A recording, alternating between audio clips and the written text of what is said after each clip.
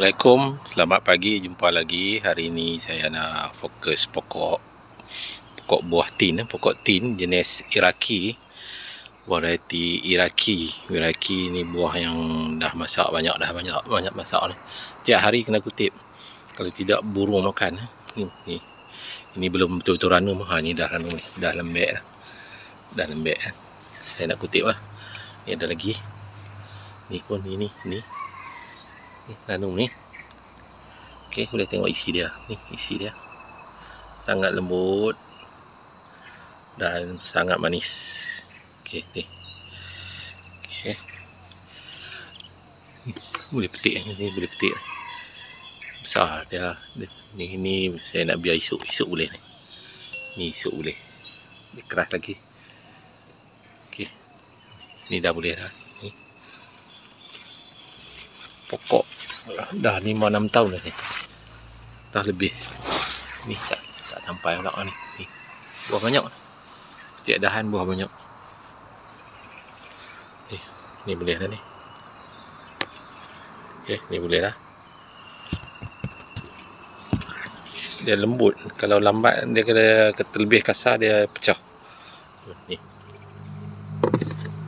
Okey. Buah banyak lah. Tengok atas. Okay, buah banyak.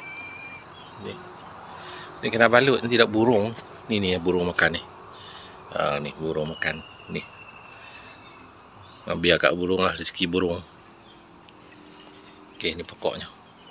Pokoknya ada cabang-cabang. Bukan jaga pun jenis ini paling lasak lah. Jenis Iraqi. Ni ada satu lagi. Dua dari tu.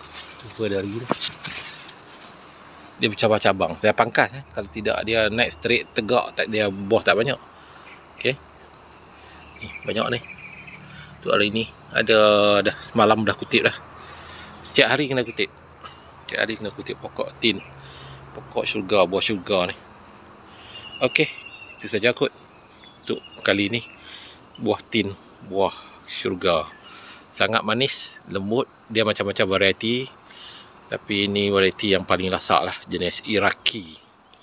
Dia macam-macam jenis. Banyak variety, beribu-ribu variety jenis buah tin ni. Ya, selalu cepat masak. Okey, ni esok lah, sebab belum dia keras lagi. Okey, itu saja. Jumpa lagi. Assalamualaikum.